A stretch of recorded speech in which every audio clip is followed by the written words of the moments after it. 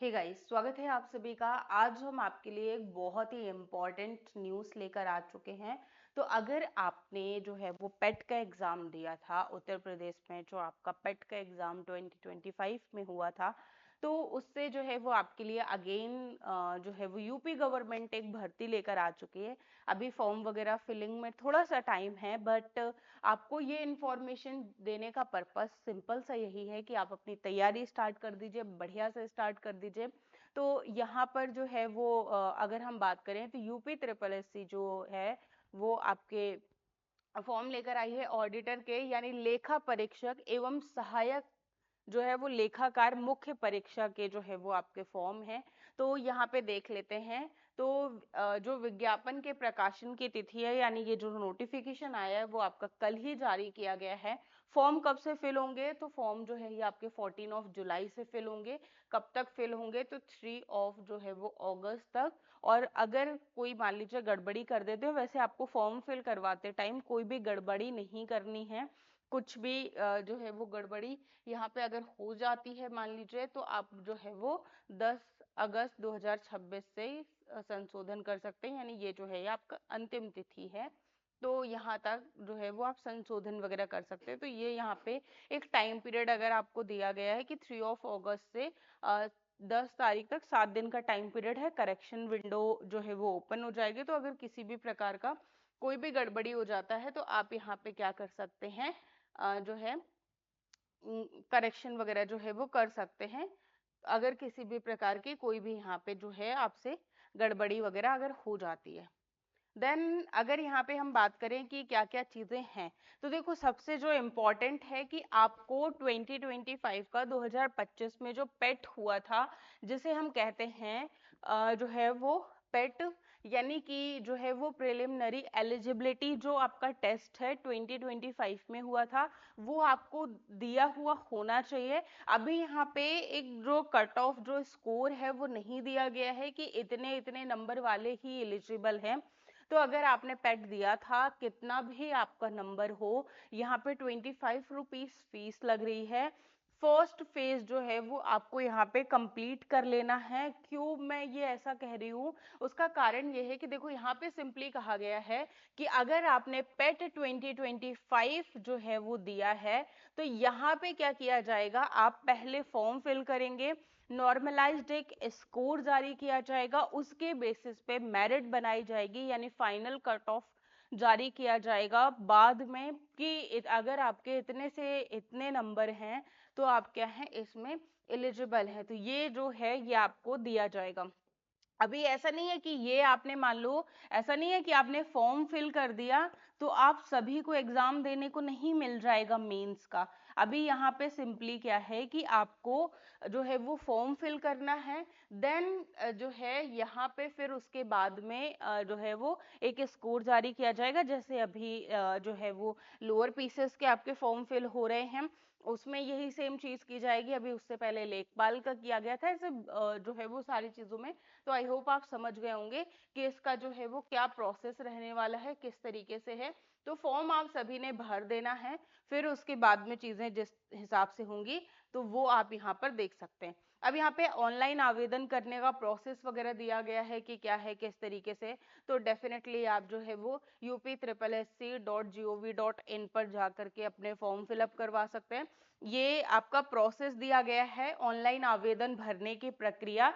तो ये डेफिनेटली आपको नहीं करना है, सिंपली वही है कि सावधानी पूर्वक पढ़ के अपनी सारी जानकारी भरनी है।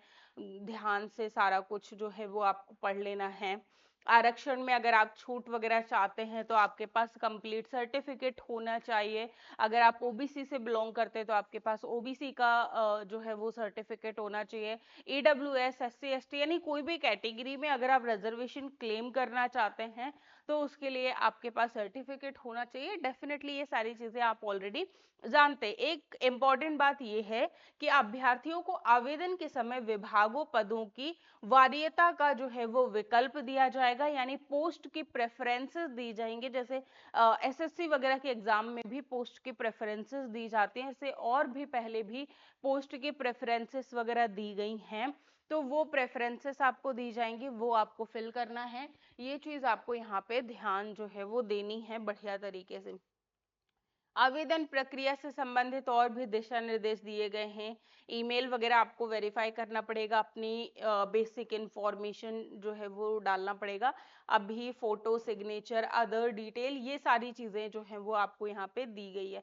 फीस पेमेंट एंड जो है वो reconciliation and application form submission, वही सारी चीजें हैं कि लास्ट में आप अपने डिटेल डाल देंगे, फिर फॉर्म फिल करने के लिए जो है वो यहाँ पे आपका आएगा, आपको सबमिट कर देना है। डैशबोर्ड पे आपकी डिटेल दिखाई देने लगेगी। अगर आप किसी भी कैटेगरी से बिलोंग करते हैं, सभी कैटेगरी में जो फीस रखी गई है वो 25 रुपीज रखी गई है।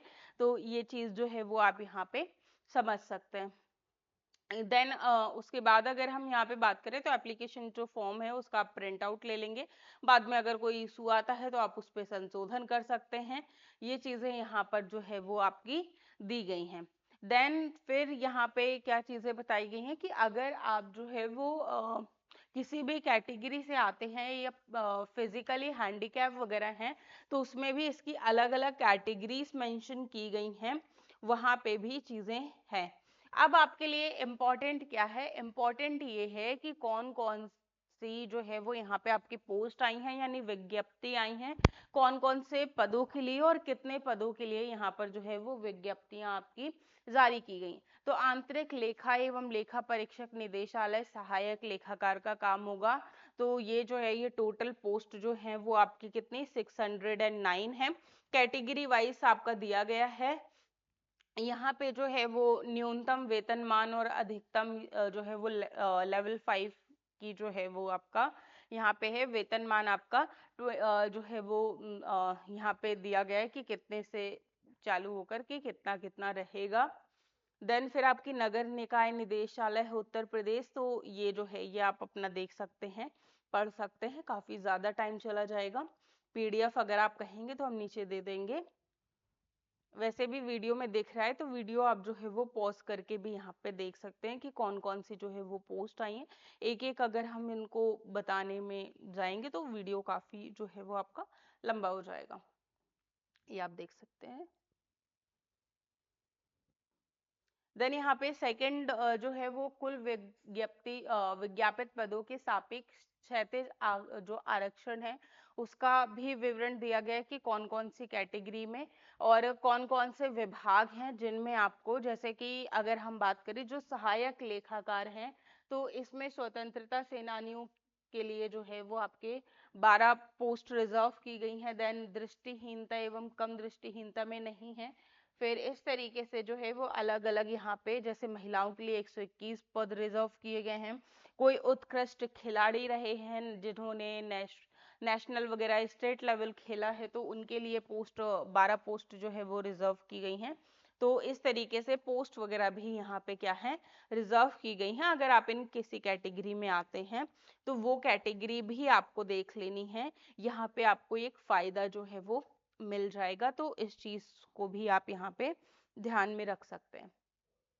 देन अगेन यहाँ पे जो है वही से कैटेगरी बताई गई है। दिव्यांगता से संबंधित ये विवरण दिए गए हैं कि अगर आप जो है वो लो विजन में आते हैं, डीफ यानी बाधिर में आते हैं, हार्ड ऑफ हियरिंग आपको सुनने में प्रॉब्लम है, वन आर्म अफेक्टेड है, अगर आपका एक हाथ प्रभावित है, तो ये अलग अलग कैटेगरीज हैं। अगर इन कैटेगरीज में भी आपकी कोई दिव्यांगता है तो आप अपना जो रिजर्वेशन है वो आप क्लेम कर सकते हैं। यहाँ भी आरक्षण से संबंधित प्रावधान दिए गए हैं। अगर आप एक इकोनॉमिक वीकर सेक्शन से आते हैं तो आपके पास डेफिनेटली लेटेस्ट जो है वो यहाँ पे क्या होना चाहिए, आपके पास अगर हम बात करें तो जो है वो सर्टिफिकेट होना चाहिए। ये दिनांक वगैरह दी गई है कि किस किस तरीके से आपका जो प्रमाण पत्र है वो निर्धारित किया गया है। फिर विकलांगता वगैरह के लिए भी चीजें यहाँ पे मेंशन की गई हैं। फिर अलग अलग विभाग आते हैं और उनके लिए अलग अलग जो है वो क्वालिफिकेशंस आती हैं, अनिवार्य शैक्षिक अर्हता आती हैं। तो अगर यहाँ पे बात करें तो डेफिनेटली डिफरेंट डिफरेंट है, बट जैसे अगर हम आंतरिक लेखा एवं लेखा परीक्षक निदेशालय की बात करते हैं, इसमें अच्छी खासी पोस्ट है आपकी सहायक लेखाकार की। तो अगर यहाँ पे देखें तो यहाँ पे क्या है कि भारत में विधि द्वारा स्थापित विश्वविद्यालय से कॉमर्स में स्नातक की उपाधि होना चाहिए। तो कॉमर्स में क्या है, जिसने ग्रेजुएशन किया है और उसके अलावा जो है अकाउंट जो है वो अकाउंटेंसी में आपका क्या है पोस्ट ग्रेजुएशन किया है, तो वो आपका यहाँ पे एलिजिबल हो जाता है। देन उसके अलावा प्रादेशिक सेना में उसने 2 वर्ष की जो है वो सेवा की हो और उसके पास जो है वो राष्ट्रीय कैडेट कोर का जो है वो बी प्रमाण पत्र भी उसने प्राप्त किया हो, तो ये यहाँ से एलिजिबल हो जाते हैं। इस तरीके से सारी एलिजिबिलिटी क्राइटेरिया दिए गए हैं। जैसे वाणिज्य में अगर किसी ने स्नातक किया है, फिर उसके पास ओ लेवल का प्रमाण पत्र भी है, तो ये आपका किसमें नगर निकाय निदेशालय में जो है वो एलिजिबल हो जाता है। इस तरीके से सारी चीजें यहाँ पे दी गई हैं। अगेन ये भी कॉमर्स वालों के लिए है कि अगर किसी ने कॉमर्स में जो है वो ग्रेजुएशन किया हो, ये भी आपकी कॉमर्स में आ जाती है। तो अगर आपने कॉमर्स वगैरह में ग्रेजुएशन किया है या आपके जानने वाला कोई है जिसने किया है, तो आप डेफिनेटली ये उनको शेयर कर सकते हैं। बहुत ही बढ़िया वैकेंसी आई हैं, सारी चीजें हैं। अब यहाँ पे अगेन वाणिज्य वगैरह में तो इस तरीके से सारी की सारी जो है वो जो पोस्ट हैं उनका एलिजिबिलिटी दिया हुआ है, जिसे आप आराम से पीडीएफ से जो है वो पढ़ सकते हैं। एक आइडिया लग जाएगा कि हाँ आपको तैयारी करना चाहिए नहीं करना चाहिए, आप एलिजिबल हैं नहीं है, क्योंकि अभी एग्जाम डेट घोषित नहीं की गई है। एग्जाम डेट का कोई नोटिफिकेशन नहीं है, अभी ओनली फॉर्म का नोटिफिकेशन है। तो अभी आपके पास ठीक ठाक टाइम है, जब तक डेट वगैरह नहीं आ रही है तो आप बढ़िया से अपनी जो है वो तैयारी वगैरह कर सकते हैं। तो ये आपकी सारी चीजें थी जो बेसिक डिटेल थी जो हमें देखनी थी। आयु की अगर हम बात करें तो 21 वर्ष से 40 वर्ष तक की जो है वो आयु दी गई है। तो अगर आप इस दायरे में आते हैं तो ये फॉर्म आपके लिए है और डेफिनेटली आप सभी को अप्लाई कर देना है। बट सबसे प्राइमरी वही है क्वालिफिकेशन की आपका क्या होना चाहिए, पेट होना चाहिए। तो चलिए मिलते हैं आपसे नेक्स्ट वीडियो में, तब तक के लिए take care, bye bye, thank you so much.